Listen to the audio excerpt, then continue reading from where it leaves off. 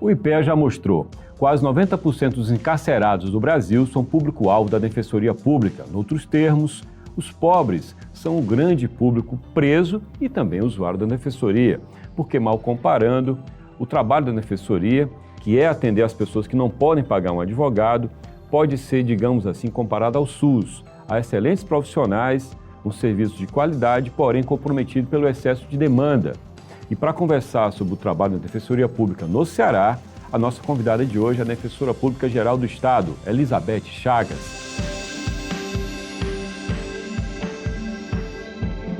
O Anuário do Ceará é um produto multiplataforma, está aqui na TV, na internet e também no nosso site, www.anuariodoceara.com.br. Na versão impressa são 680 páginas, muito conteúdo, muita informação e muita análise. E um dos capítulos do anuário diz respeito à justiça. O título é Justiça, mas dentro desse capítulo você tem, além dos dados do Judiciário, informações sobre o Ministério Público, sobre também os Tribunais de Contas. E também nesse capítulo a gente traz quem compõe a Defensoria Pública do Estado do Ceará, com seus pontos de atendimento também. O trabalho da Defensoria é determinante para dar justiça, para dar atendimento jurídico a quem não pode pagar um advogado, a grande maioria das pessoas. E a nossa convidada do programa de hoje é a Defensora Pública Geral do Estado do Ceará, Elizabeth Chagas. Elizabeth, muito obrigado por você ter participado, por ter vindo para o nosso programa hoje. Prazer. Olá, Juscelio. Eu que fico contente de estar aqui podendo contribuir e dar informações a respeito da Defensoria Pública. Muito bem, eu começo perguntando para a senhora, com relação ao trabalho da Defensoria, esse dado que eu dei no início, que é um dado, acho que do ano passado, que não deve ter mudado muito, em relação à quantidade da demanda que as defensorias pelo Brasil têm, né? 90% dos presos são usuários da Defensoria, ou seja, são pessoas que não podem pagar um advogado, como eu disse.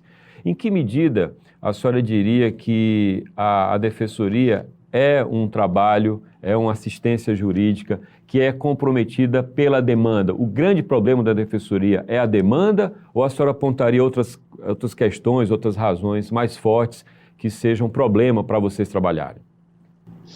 Veja, Juscelio, a Defensoria ela nasce com um regime democrático, né? Ela nasce já nos termos da Constituição como expressão e instrumento do regime democrático.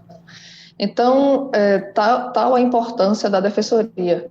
Então, não somente na atuação com relação às pessoas privadas de liberdade, como foi apontado aqui, de fato um público também bastante grande da Defensoria Pública, mas com todas as vulnerabilidades, que não é só do preso, mas a vulnerabilidade da mulher vítima de violência, a vulnerabilidade das pessoas, de algumas vítimas também, que a Defensoria atua, né, com Rede Acolhe. Nós temos um projeto que se chama Rede Acolhe, que as pessoas com ameaças de crimes dolosos contra a vida também podem ir na Defensoria e a gente vai dar todo o aporte.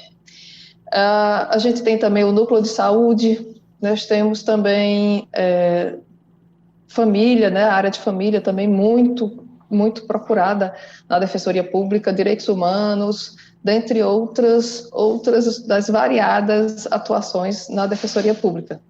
A nossa grande questão é número, né, de defensores. A gente sabe que com a pandemia a gente está tendo um empobrecimento maior da população, isso quer dizer mais serviço para a Defensoria Pública.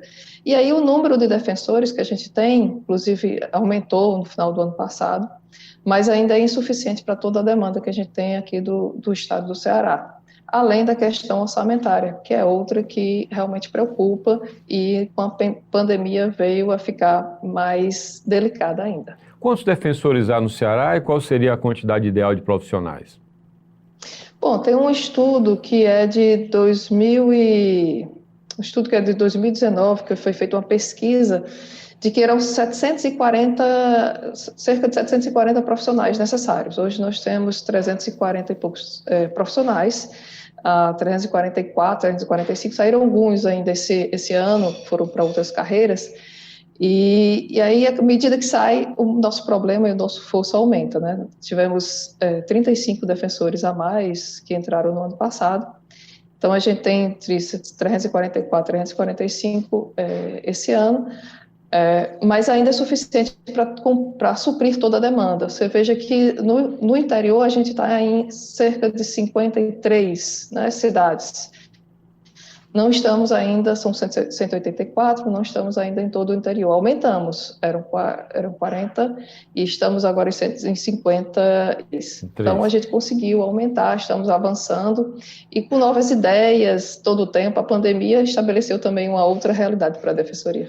A senhora diria que o ideal é, de fato, ter defensor em cada município ou necessariamente não? Porque quando a gente fala, por exemplo, de saúde, mal comparando, a gente sabe que não precisa ter um hospital em cada município. Você pode ter polos, né, de saúde que otimizam essa teia do Estado na área da saúde. No caso da Defensoria, seria realmente necessário ter um defensor em cada, ou pelo menos um defensor em cada município? A gente tem uma determinação na Constituição Federal que vem da Emenda 80 de 2014 e ela estabelece que deve ter defensoria pública em cada unidade jurisdicional. Assim como tem o juiz, assim como tem o promotor, também é preciso o aporte da defensoria pública.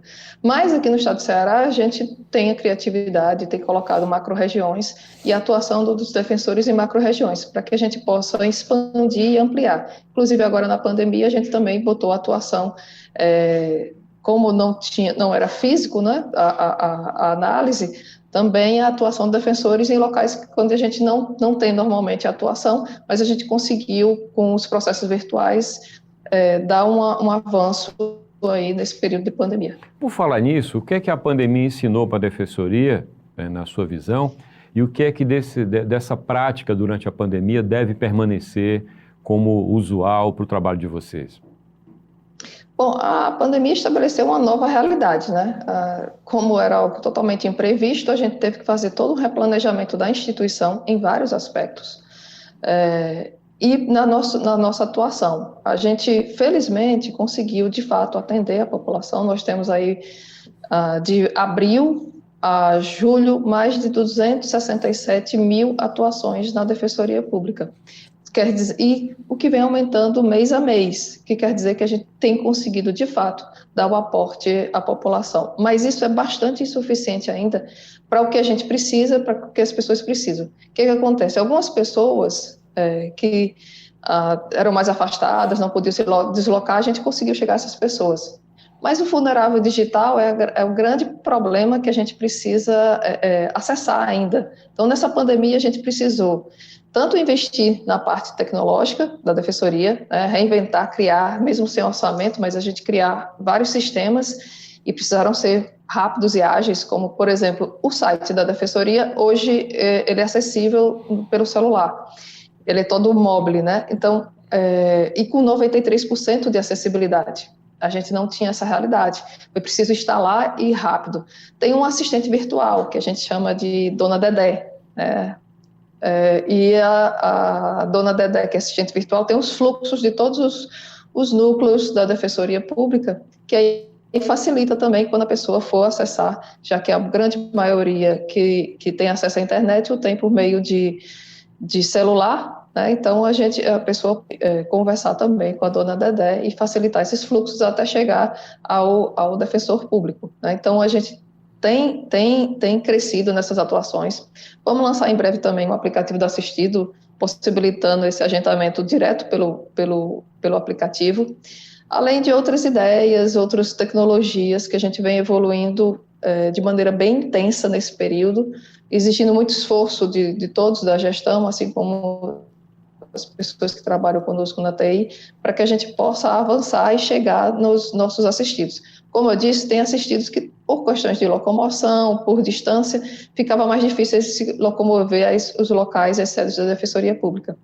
E aí a gente conseguiu chegar nesse público. Por outro lado, tem aquele que é o vulnerável digital mesmo, aquele que tem dificuldade com a internet, e aí é mais difícil. Mas para atender essas pessoas também, poder realizar algumas audiências virtuais que aconteceram, a gente disponibilizou também na sede da Defensoria Pública unidade de trabalho, que a pessoa, né, o assistido, as pessoas que precisam do atendimento da Defensoria, se deslocam até lá para poder participar dessas audiências. Além de outras ideias, como acordos por WhatsApp, a gente conseguiu também... Acordo por WhatsApp, é isso? É isso? Acordo? Como é que funciona o acordo por WhatsApp? O defensor, ele entra em contato, principalmente, aqui a gente tem um núcleo chamado NUSOL, que é o Núcleo de Soluções Extrajudiciais de Conflitos.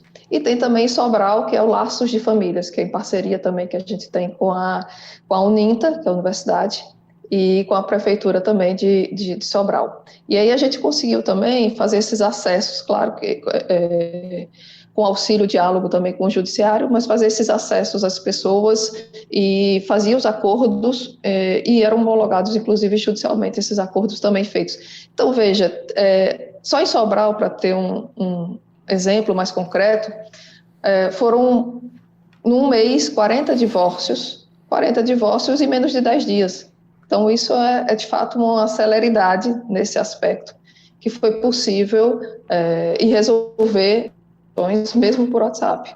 E outras por videoconferência, quando as pessoas tinham computador.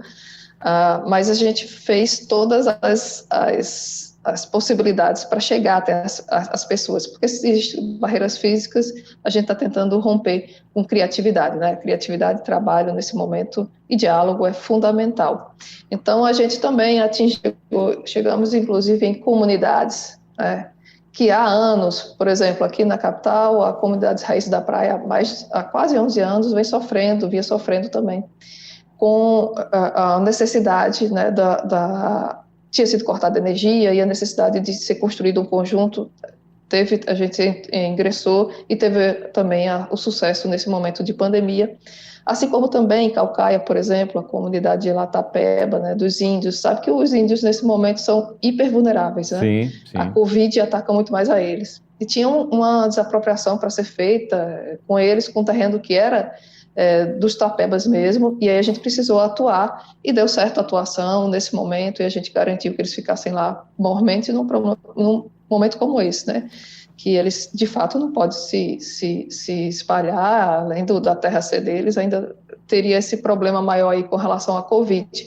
Então, são várias atuações. A gente teve também algumas pessoas nesse momento, a violência aumentou, teve expulsos por facções, que a gente fez um acordo também, uma parceria que a gente já tem há algum tempo com o Comitê Internacional da Cruz Vermelha.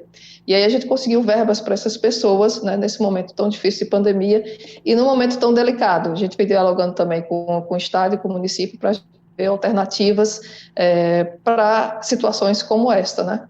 Então, a gente vem, esses são alguns dos exemplos também. A gente, por exemplo, também enviou um projeto de lei à Assembleia Legislativa, que restou aprovado, a Lei 7.213, né, 2020, 17.213, 2020. Então, essa lei, ela veio justamente para que não tenha esses aumentos proibir esses aumentos abusivos, né, que acontecem num momento como esse, infelizmente, no momento de pandemia. E aí os produtos e serviços aumentam os preços e a população que já vem sofrendo, né, com uma situação como essa, sofre cada vez mais. E aí, Pois não, pode continuar. Pode continuar. E aí um dado também importante é que você vê, os estudos demonstram, né, que a pandemia, ela atinge, né, as pessoas pobres, mais intensidade com pessoas pobres, negras e de baixa escolaridade. Existem pesquisas como essa. Então, é justamente o público-alvo da Defensoria que vem sofrendo cada vez mais e que a gente precisa da atuação cada vez mais presente e com soluções para um momento como esse. Então, é isso, a Defensoria precisou se reinventar, nós nos reinventamos, agora a gente tem também algumas questões bastante sérias, né, como as questões orçamentárias. A senhora mencionou um dado curioso de Sobral, 40 divórcios em 10 dias, dá 4 divórcios por dia. As pessoas passaram a se divorciar mais na pandemia, além dos conflitos que a gente sabe que aumentaram por conta do aumento do convívio das pessoas. Divórcio é uma demanda que chamou a atenção de vocês? A senhora citou Sobral, mas de um modo geral chamou a atenção? Teve algumas situações como essa, mas deixa eu só fazer uma correção. Não foram 40 em 10 dias, foi divórcios que foram resolvidos em 10 dias, da data da entrada. Ok. Né? E aí eu citei, num determinado mês, 40 divórcios que foi feito, mas não foram 40 em 10 dias, só para a gente fazer essa correção. Mas foi uma demanda que cresceu de divórcio para vocês trabalharem? Sim, apareceu mais nesse momento aí de pandemia. Pode ser por várias razões, né? Pode ser porque essas pessoas tiveram facilidade de acesso digital para poder resolver mais rápido. Pode ser, muitas delas também relatam problemas que já existiam antes, elas não surgiram durante a pandemia, alguns problemas já existiam antes, e aí resolveram, por dar fim na situação durante a pandemia. E aí a gente conseguiu resolver isso de uma maneira mais rápida, em parceria também com o Poder Judiciário. E a gente conseguiu resolver isso de maneira célere e rápida, né, da atuação da Defensoria e em parceria com o Judiciário também. Nesse aspecto, divórcio, como mais ou menos como exemplo, o perfil do público que procura da Defensoria é sobretudo classe média ou estou falando de classes mais baixas, do ponto de vista da renda? A renda, são classes mais baixas, Tá. mas como tem havido um empobrecimento maior da população, inclusive devido à questão da crise econômica que se instalou, né, e aumentou durante a pandemia, então a gente vê pessoas que tinham condições, que perderam empregos, que perderam seus serviços, que tinham atividade econômica e que passaram a não ter mais. Então, assim, de fato, o empobrecimento, talvez a classe média deu uma baixada também. E aí o público-alvo da Defensoria, a gente notou aí o crescimento. A propósito disso, eu lembro que já no ano passado, conversando com a sua antecessora, com a Mariana Lobo, ela me falava há um ano que percebia, porque a crise não é de agora, ela já vinha, né? Sim. A crise só piorou por conta da pandemia. Mas ela me falava de, pelo menos eu lembro de 3 aspectos: aumento da demanda por questões envolvendo o operador de plano de saúde, financiamento de banco e ações revisionais de pensão alimentícia. Esse cenário, esse quadro, permanece? Sim, ele piora, né? Porque você veja, as revisionais num momento como esse, que alguns não podem pagar pensão alimentícia ou que diminuiu, mas também é importante lembrar que não deixou a obrigação de pagar, né?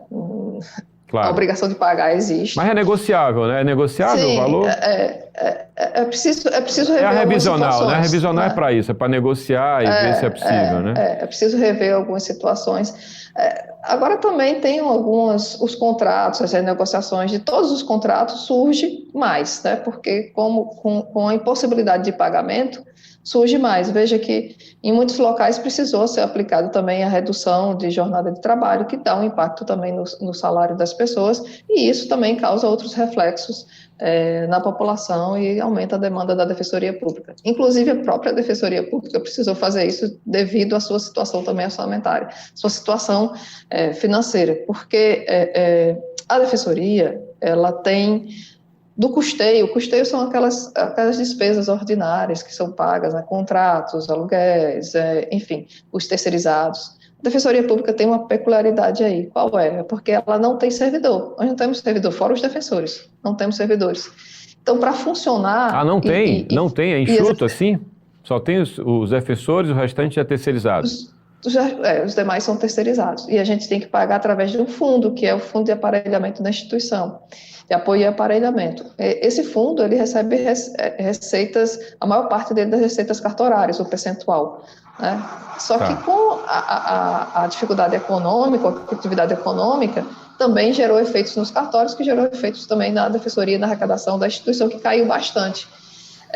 A gente tem, inclusive, nosso percentual com relação ao Tesouro, o percentual de custeio é o menor de todas as instituições, e isso tem causado alguns problemas. A gente tem dialogado bastante com todos, né, inclusive no Conselho de Governança Fiscal e também no Executivo, esclarecendo a situação e a peculiaridade da Defensoria neste aspecto, né, porque afeta de maneira bem mais intensa na Defensoria Pública, já que o nosso aporte é 9%, né, do custeio com relação ao Tesouro, e todo o resto vem do fundo, que não tem como sustentar a Defensoria. Um procurador do Estado, ele tem um ganho em função da ação que ele vence numa contenda da qual ele participe. O defensor, quando há, digamos assim, vou resumir em linhas gerais, uma vitória, não é? Esse valor não é percebido por ele, mas vai para esse fundo a que a senhora se refere. Assim funciona, né? Tem 3 fontes de receitas principais. A maior parte vem dessas receitas cartorárias, como eu havia falado, mas ele tem também de custas, que são custas judiciais, como também de honorários, no final dos vencidos, que vai para o fundo. Tá.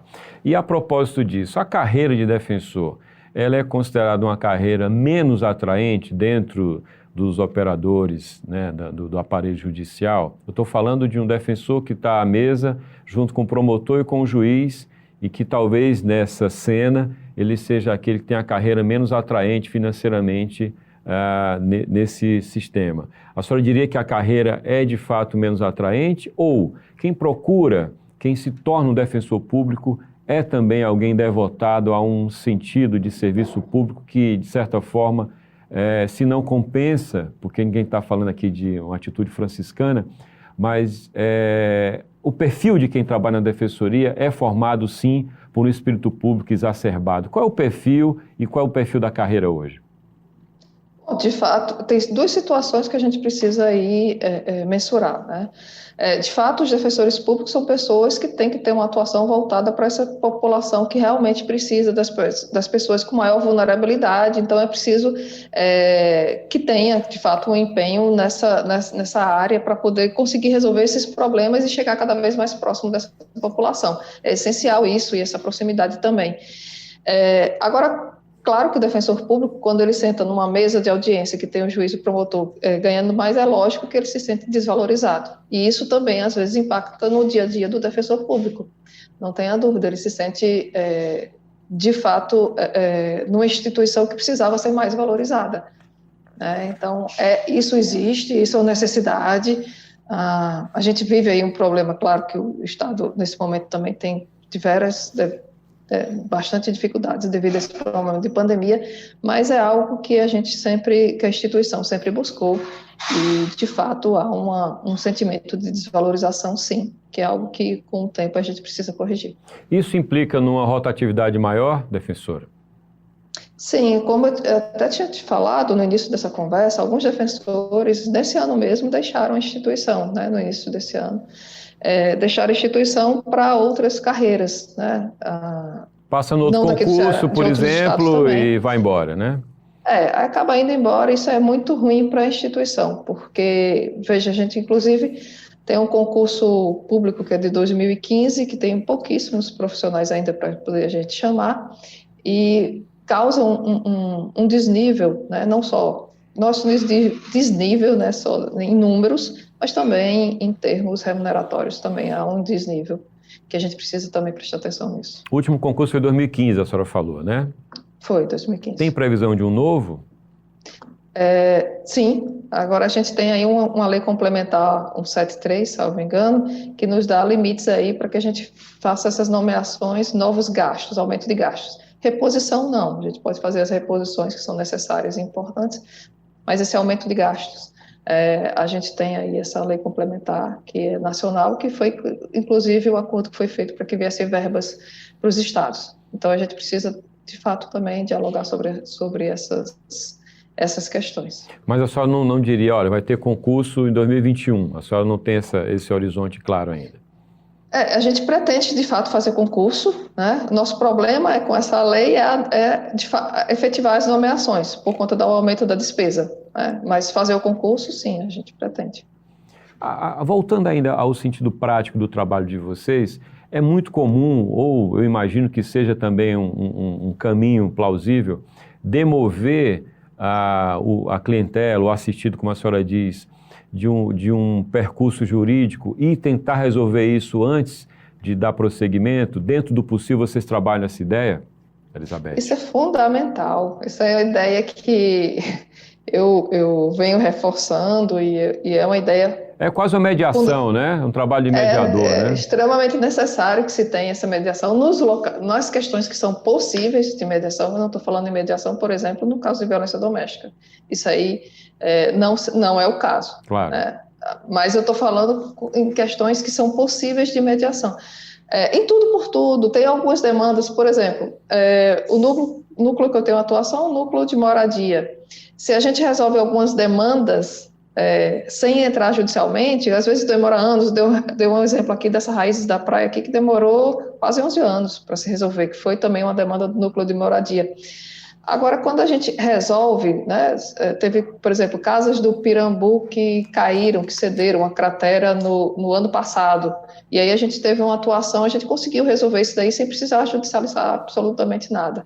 Então, esse é só um exemplo de atuação nossa, que a gente consegue resolver e fica mais rápido, né? O diálogo, tanto o diálogo com as instituições, com o Ministério Público, o Judiciário, com o Executivo, com o Legislativo, o Tribunal de Contas, enfim, o diálogo ele é fundamental para o nosso crescimento. Então, sim, eu incentivo sempre esse diálogo. Eu acho que, inclusive, esse ano nós conseguimos resolver várias demandas também no diálogo, e demandas que judicialmente demoraria anos e anos, porque, enfim, vem outras questões, vem recurso, vem tudo. Então, quando a gente consegue resolver e dar uma prestação, né, uma garantia de direitos mais efetiva e mais célere para a população, isso nos deixa, inclusive, mais felizes também. Elizabeth, a gente sabe que o sistema prisional ele tem como um dos seus grandes óbices, uns grandes, digamos, pontos nervosos, a questão do atendimento jurídico aos presos, não é? Em boa medida, as facções foram avançando no vácuo do Estado, na falta do atendimento jurídico, na falta das condições adequadas da prisão, não é? Na contramão, naturalmente, do discurso violento que a própria sociedade às vezes cria de desprezar o preso. Isso já está comprovado que não é o caso.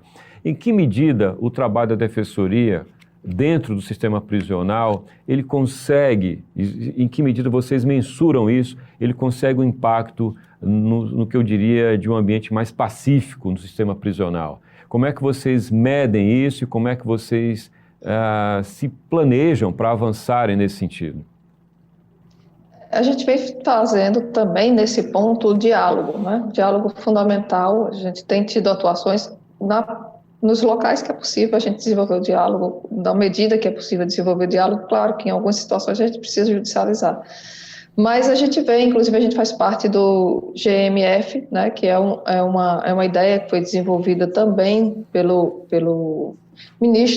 presidente do STF, né, o Dias Toffoli, e isso envolve um diálogo entre as instituições e também com a Defensoria Pública para resolver as questões do sistema carcerário e do socioeducativo também. Então a gente senta, conversa e vê estratégias, ideias, projetos que a gente possa compartilhar, e aí sim a gente conseguir dar solução e vazão a muitos dos problemas que nós temos no sistema carcerário, que de fato temos, e precisamos pontuar, e a Defensoria está alerta sobre esses pontos e dialogando para a gente resolver o mais rápido possível. E sim, quando a gente tem um ambiente mais pacífico, as pessoas têm um ambiente mais pacífico, o retorno para a sociedade é muito melhor, né? Quando essas pessoas saem da prisão, elas saem numa capacidade, a gente consegue, né? Porque quando a gente recupera, ainda que seja mínimo recuperado, já é muito importante cada recuperação que é feita, né? E se o trabalho é feito assim, dialogando, a gente consegue, de fato, ampliar mais as pessoas recuperadas, né? No socioeducativo também a gente tem uma atuação, um projeto também nosso, que tem também incentivado esse diálogo e tem conversado com os jovens e na situação que se encontram e resolvido várias questões. Tem sido avaliado, temos um núcleo de pesquisa na Defensoria que avaliou também um projeto bastante exitoso e que a gente tem feito algumas mentes refletirem sobre o percurso de suas vidas, né, alguns jovens, que é necessário também. Então, a gente tem atuado nesses diversos fatores, nesses diversos locais, que é importante para poder a gente crescer enquanto instituição e atuar onde mais se precisa, seja no sistema carcerário, no socioeducativo, na mulher vítima de violência, na questão da saúde, na moradia, nos direitos humanos de uma maneira geral, enfim, todas as outras famílias, né, enfim, todas as outras atuações também da Defensoria Pública. É impressão minha, eu não tenho nenhum dado concreto, mas a Defensoria é um serviço predominantemente feminino. De fato, as mulheres elas têm um destaque na instituição, têm feito uma atuação, não diria em termos numéricos. O ano passado eu diria que tinha mais homens, hoje eu preciso rever essa análise específica a respeito de se mais homens ou mais mulheres. Mas eu acho que ainda continua com mais homens, né? Mas a gente tem uma atuação, tanto de homens como de mulheres, da instituição, efetiva. Só que, de fato, a Defensoria Geral tem sido ocupada há alguns anos por mulheres. A força das mulheres no Estado de Ceará. Sim, a senhora sucede uma colega mulher e, se eu não me engano, antes houve outras defensoras, sim, né? Várias mulheres. Sim, né? Foram mulheres também. Teve também a doutora Antes de mim, a doutora Mariana, antes a doutora Andréia, a doutora Francilene, enfim, Sim. defensoras gerais também que atuaram também construindo o tijolinho e melhorando a instituição.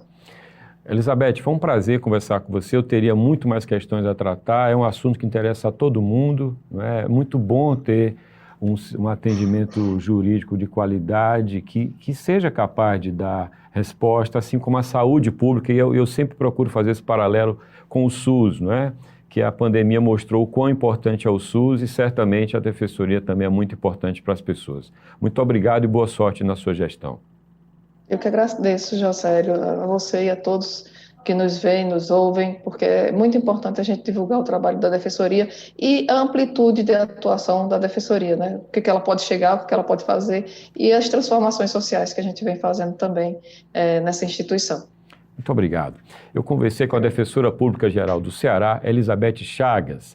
O programa do Anuário 2020-2021 fica por aqui hoje. A gente volta com novos convidados que têm informação e que têm participação direta dentro da edição do Anuário deste ano. Você acessa o Anuário na sua edição impressa com 680 páginas e que tem um dos capítulos intitulado Justiça. Nesse capítulo, você encontra a lista completa dos desembargadores do Ceará, com perfil detalhado, todos os desembargadores dos tribunais federais, especialmente o TRF5, que tem a jurisdição aqui no Ceará, enfim, também a Defensoria Pública e também os tribunais de contas que atuam, assim como o Ministério Público. Tudo isso no capítulo Justiça do Anuário do Ceará, que você também acessa pela internet, www.anuariodoceara.com.br. Até o próximo programa. Tchau!